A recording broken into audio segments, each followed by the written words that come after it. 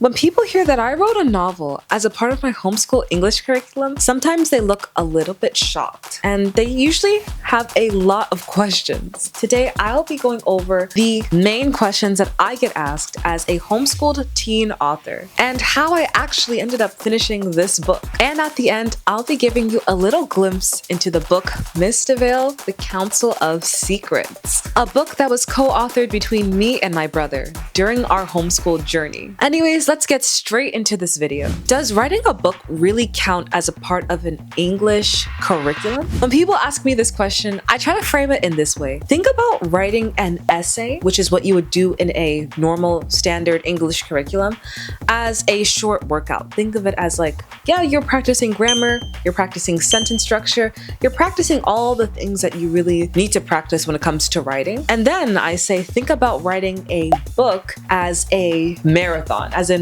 you do have to practice grammar, sentence structure, how to explain an idea, all of what you would have to practice in an essay, that and more. You also have to take into account world building, character lore, character development, story arc, outlining, pacing, themes, morals of the story, and if you have, let's say, a magical system, which we do have in Mystivale, The Council of Secrets, we had to balance the world. We couldn't just throw in any kind of magic. So I would say writing a book is basically like doing an essay, but just multiple essays on top of each other, and also retaining attention throughout thousands and thousands of words. Writing a book is, I would say, a little harder than the essays that I used to take back when I was in public school. Next question, isn't writing a book too much for a teenager to do? Truthfully, writing a book really wasn't easy. When we first started back in, I think it was 2022, I was so excited actually. Once we got the idea, we immediately wanted to go. But yeah, I would say it is not for the faint of heart. It was pretty difficult. The funny thing is our first draft was at least 100,000 words, but for reference, our book has been cut down to 80,000 words. So we had to chop out a huge section of our book. So yeah, writing definitely takes a huge amount of discipline and consistency, because there were many times that there were arguments that I used to have between my brother. In a co-authorship, you have two people. I would say working with someone has its ups and downs. Of course, you have more support, more accountability. The only thing is that there is friction, and I see why some people do solo authorships, because when you have one idea, your idea goes. There were sometimes some compromises we had to make between each other to get the book to a final completion stage. And through those compromises, there were tons of arguments. Keep in mind, we are also siblings. So if you can already imagine how siblings argue, imagine how we had to argue when we worked on a project together. If finishing this book taught me anything, it taught me that resilience, patience, and keeping your vision up front and center is the most important thing you can do to accomplish anything.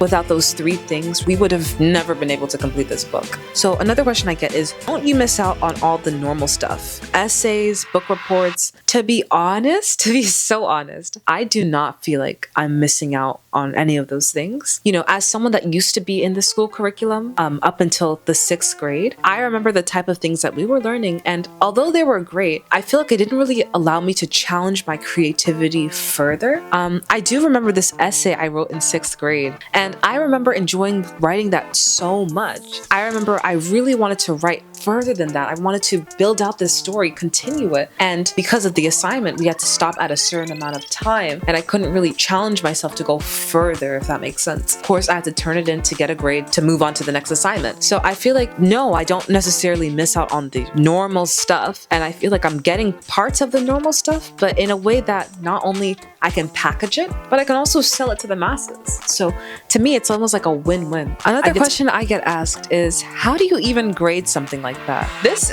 is honestly a great question. So we don't necessarily use the traditional grading system. Truthfully, we don't believe in the traditional grading system. And I could actually make a video on this, why I don't believe in the traditional grading system. But the problem about the grading system, in my opinion, is that it checks more of, can you remember something versus did you understand something and apply it? So yeah, how do we grade it? We mostly used accountability to grade it. So we had these things called sprints, and sprints are basically 1 to 2 week long accountability sheets that have like a checklist of certain things we have to do each week.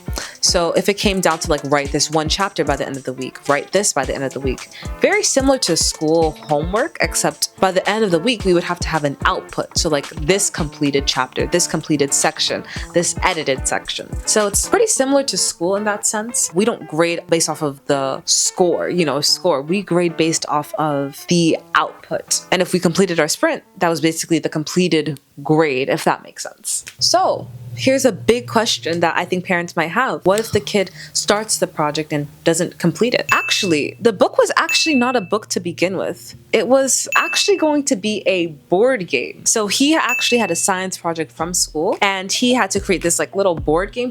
He was, creating it. And then when he brought it home and he was just like, wait, well, I kind of liked doing that science project. Why don't I create like a board game with my own characters and my own story? I was like, okay, yeah, I actually would love to help you with this project. We created literal characters. I think we made like at least 101 characters. I drew out each and every one of them. I colored it with colored pencil. And then we were like, okay, well, why make a board game when we could make a video game? We watched a couple of how to code videos and we realized none of us were really good coders, so that wouldn't work. And to be honest, we were quite stumped. I mean, we're not going to be able to make it a board game. We're not going to be able to make it a video game.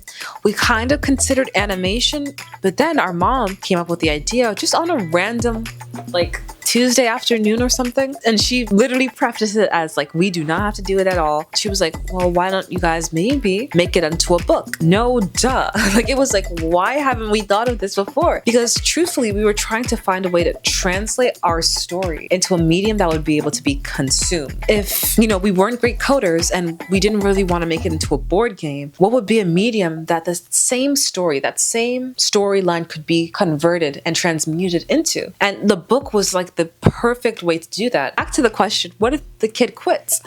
Well, you could say that we quit when it came to transforming it from a board game to a video game to maybe an animation and then finally a story. I don't honestly see it as necessarily quitting. I see it as a way to transmute the original story, which the story pretty much stayed the same, into a different form of media. Now, many people may not agree with me on that, and that's totally fine. Things happen, some things just don't work. And simply, if you don't finish one project, that's great. But it's time to move on to the next one and get started. And I'm so grateful to my parents for holding us accountable to our vision, because there were many times that we wanted to give up. In the book, actually, in the acknowledgements section, we literally wrote this down. We will always remember that one September afternoon at the park.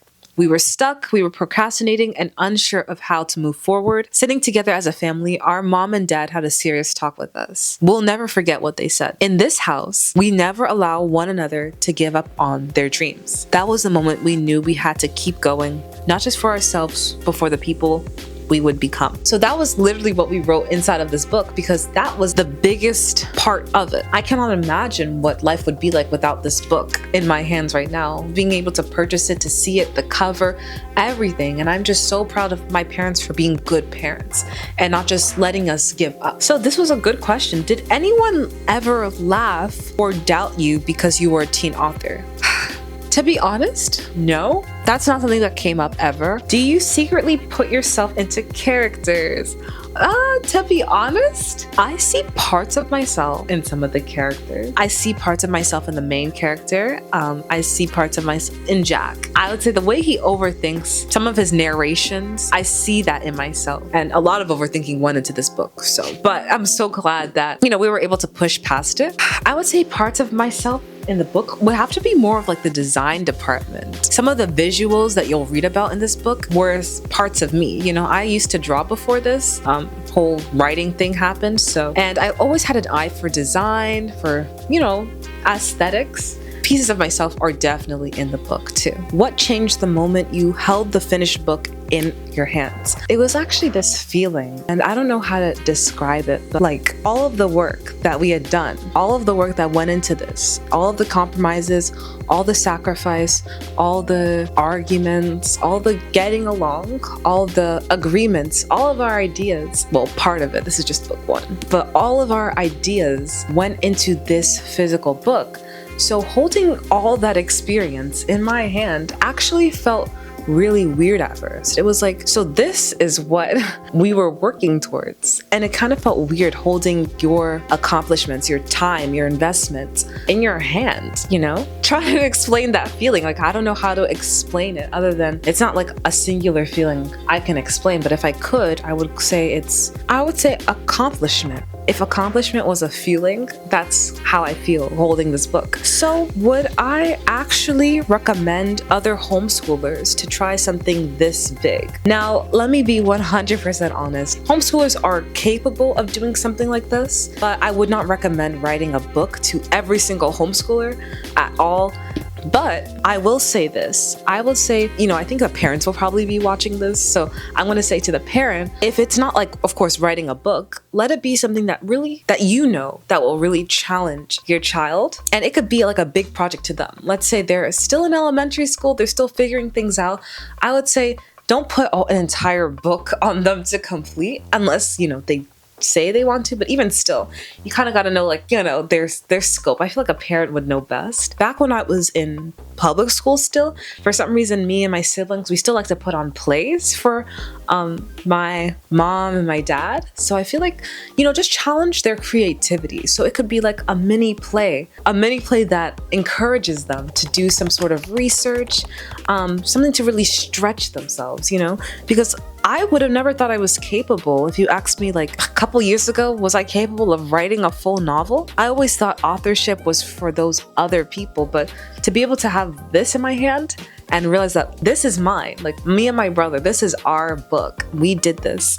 I never would have thought it would to be possible. So of course I wouldn't recommend writing a book to everyone, but try a project, try some sort of science project. Maybe they're into music. Some kids are so into music, they love to write a bunch of songs. And one of the cool things about having like a book like this is that it's also an asset at the same time. So, you know, it's still something that we'll be able to make money off of, you know, days and days into the future. Not every kid should write a book, but every kid should be challenged in some way, in some sort of project that allows their creativity to be expressed, but at the same time, hold them accountable to what they said they wanted.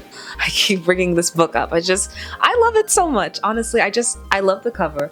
I'm in love with this cover, by the way. Like, I don't know if you guys can see, but I feel like I love everything about this book. Yeah, I'm just so proud of it. I think that's just the truth. I'm really proud of it. I'm so happy to be able to share it with the world, to share it with you guys. So if you do want your own copy of the book, it is on Amazon right now. I'll put the link in the description below. It feels so weird to say that. Yeah, so I feel like I would want to take you through a short tour of the book. Maybe I can read the blurb to you guys too. This is what it says. Some truths are meant to stay buried, but when Jack Chapter's search for answers leads him into the shadows of Mystivale, he discovers a world where secrets have a price. And the cost is more than he is willing to pay. Drawn into a hidden society that controls the truth by any means necessary, Jack must navigate a maze of lies, power, and manipulation.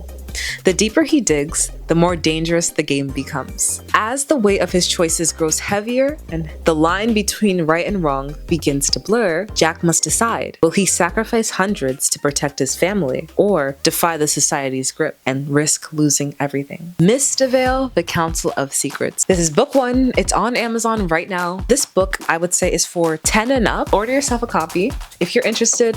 And if you have kids, they'll probably like this book. All right, so that's the end of the video. I will see you guys in the next video.